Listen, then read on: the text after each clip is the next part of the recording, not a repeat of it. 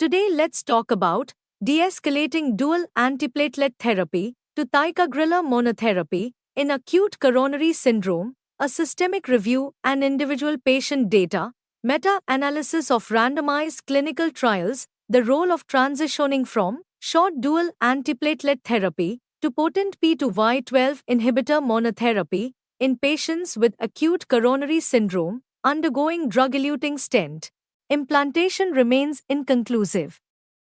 To compare the effects of de-escalating dual antiplatelet therapy to ticagrelor monotherapy versus standard dual antiplatelet therapy from randomized clinical trials in patients with acute coronary syndrome.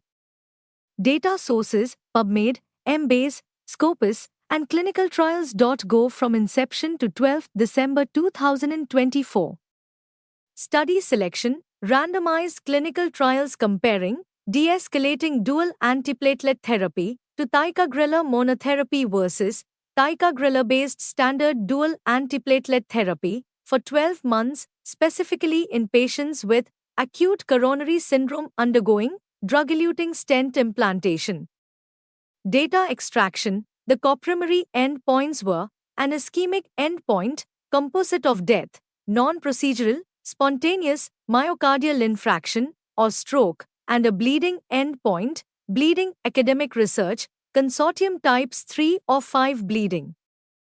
Data synthesis: individual patient data were obtained from 3 trials, TICO, ticagrelor monotherapy, after 3 months in the patients treated with new generation sirolimus-eluting stent for acute coronary syndrome, TPAS, ticagrelor monotherapy, in patients treated with new generation drug-eluting stents for acute coronary syndrome, and ultimate dual antiplatelet therapy, ticagrelor alone versus ticagrelor plus aspirin, from month 1 to month 12 after percutaneous coronary intervention in patients with acute coronary syndromes, including 9,130 randomized patients with acute coronary syndrome, 3,132 had ST segment elevation myocardial infarction, 3,023 had non-ST segment elevation myocardial infarction, and 2,975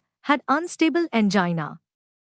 The rate of the primary ischemic endpoint was not different between the ticagrelor monotherapy and standard dual antiplatelet therapy groups. The rate of the primary bleeding endpoint was lower in the ticagrelor monotherapy group. These findings were consistent in patients with ST segment elevation myocardial infarction, non-ST segment elevation myocardial infarction, and unstable angina. Limitation: other de-escalation strategies for modulating antiplatelet therapy were not included. In conclusion, in patients with acute coronary syndrome undergoing drug-eluting stent implantation, de-escalating dual antiplatelet therapy to ticagrelor monotherapy was associated with a lower risk for major bleeding compared with standard dual antiplatelet therapy without an increase in ischemic events, regardless of the type of acute coronary syndrome.